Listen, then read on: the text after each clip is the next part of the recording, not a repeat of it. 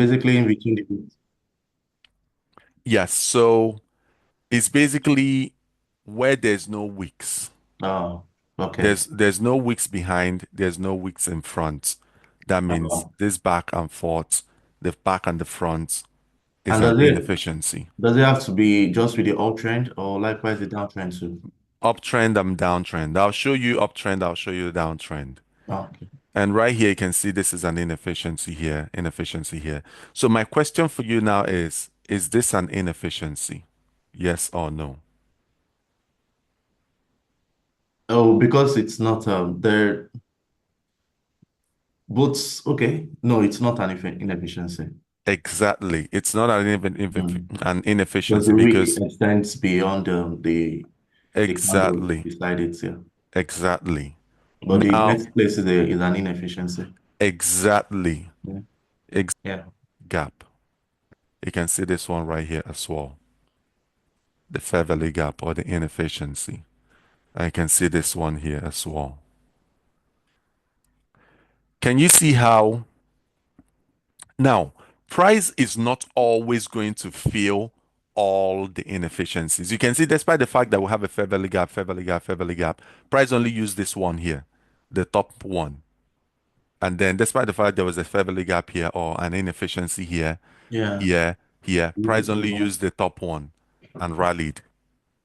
Now, the reason this occurred is because this market has massively been very bullish.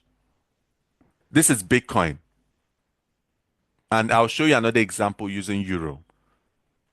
Now, the reason it's been like this is this market has been massively bullish and it's been in a hurry to keep printing all-time highs. Mm. The time frame is 12 months. That is why it's looking like this. Mm. But if you go back in time, people would tell you, "Oh, Bitcoin has crashed. Bitcoin has crashed." That's what you keep hearing most times. Bitcoin has crashed again. It has crashed again.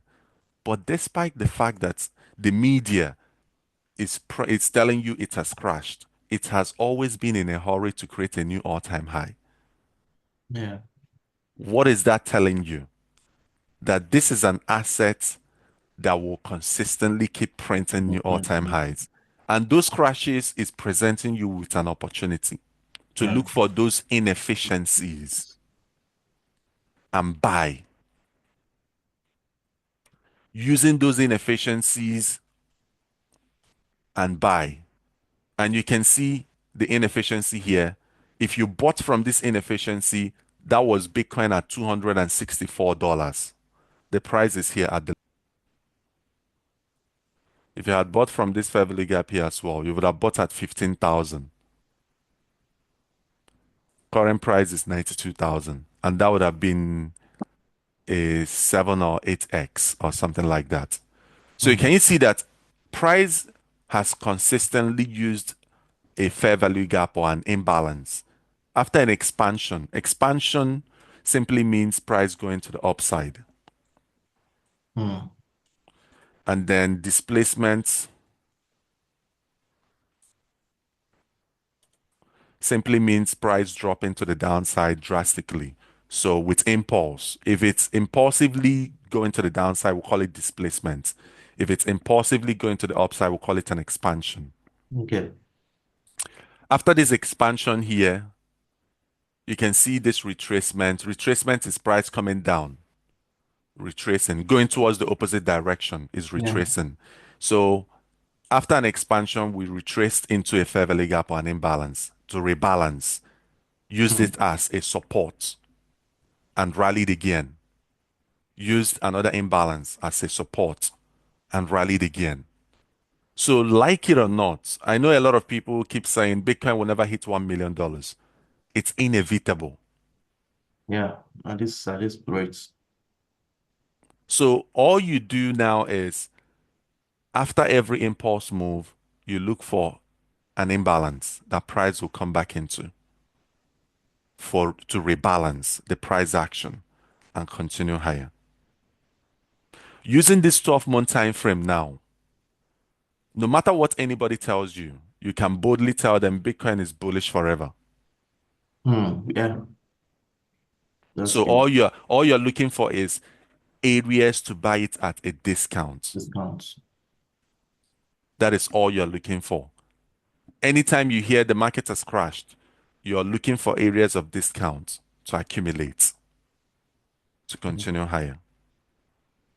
Now, let's go into the lower time frames so I can show you what a fair value gap or inefficiency looks like. So in this one, you can see we have fair value gap here.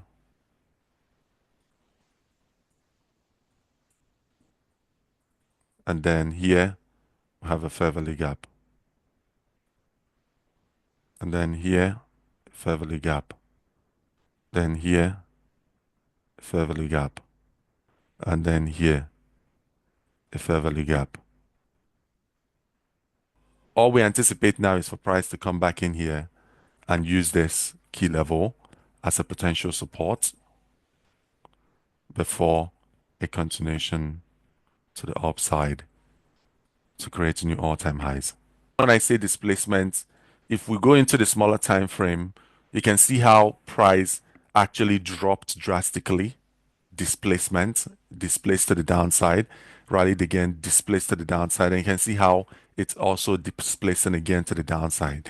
Consistently, this area now, this fair value gap, we also call it a draw on liquidity. And what is a draw on liquidity? I'll write it on the chart. This is an area attracting price. It's like a magnet. Hmm. Can you see that the red zone? Can you see that? Can you see how it's consistently been attracting price to come to the downside? And each time price rallied, it's as if it's still attracting it to come down again. And it's rallied again, it's attracting it to come down again. And it's rallied again, attracting it to come to the downside like a magnet. Hmm. You can use a fair value gap as your point of interest to take a trade.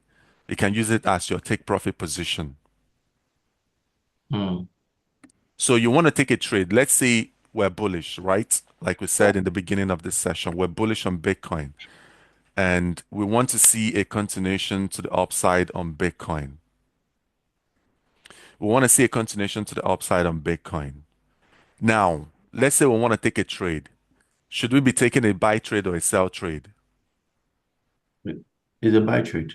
Exactly, a buy trade because the overall market structure is bullish. So we're Bullish. looking for a buy trade.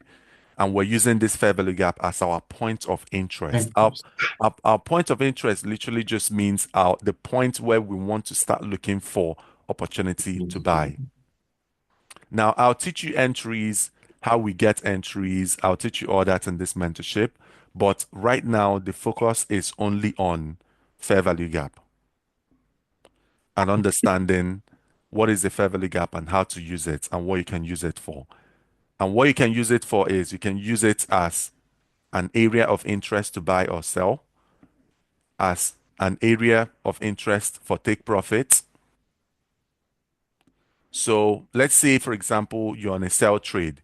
You can use this fair value gap as take profit position because you can see how if someone was on a sell, let's say you took a sell from here, you can see price came very close, Hmm. rallied, came still down. So if you were on a sell from here, you can see that that would have been a beautiful opportunity. You would have been in a very profitable trade. Hmm. Yeah. I'll show you what it looks like on commodities as well, using um, gold as a point of reference. So let's look at a fresh chart. Yeah.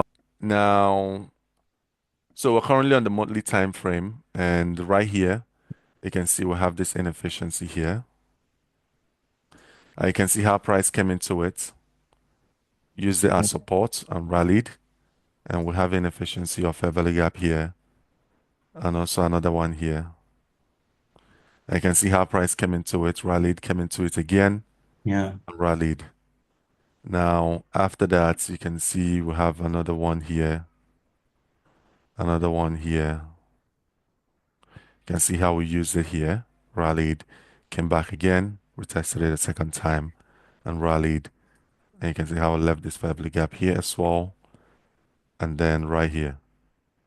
So my question to you right now is, do you think the market structure on gold is bullish or bearish? Overall market structure is bullish. Exactly.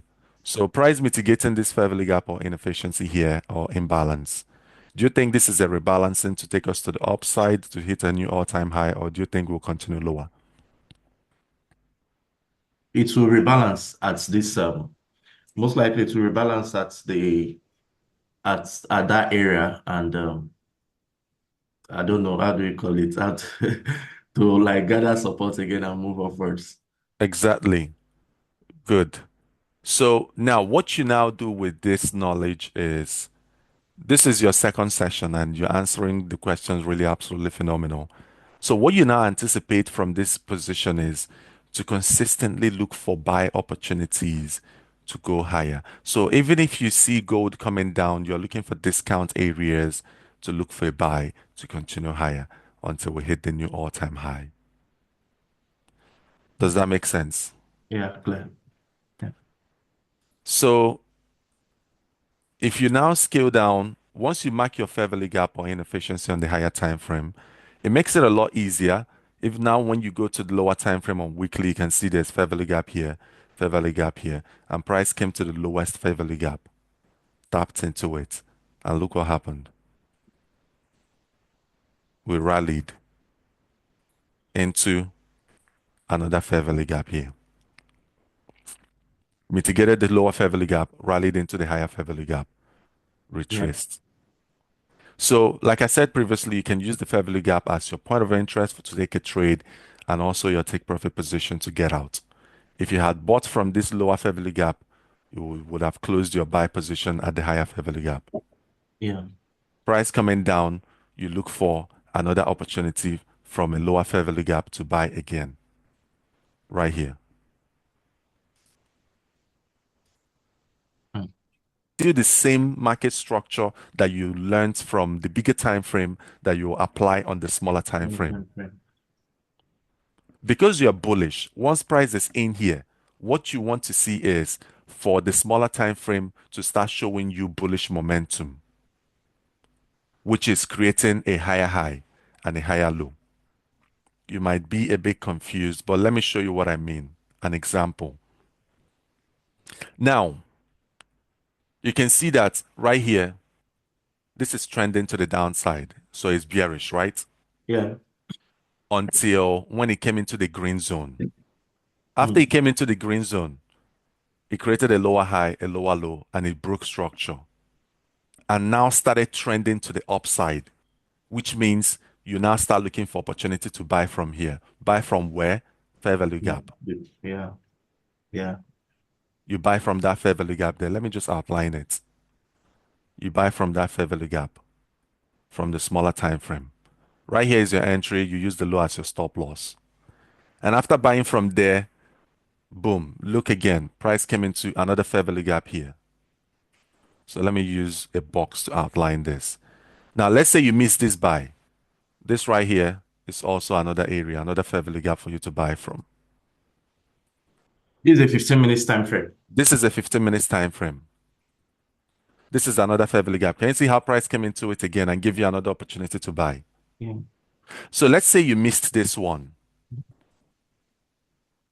We still have another fair value gap here.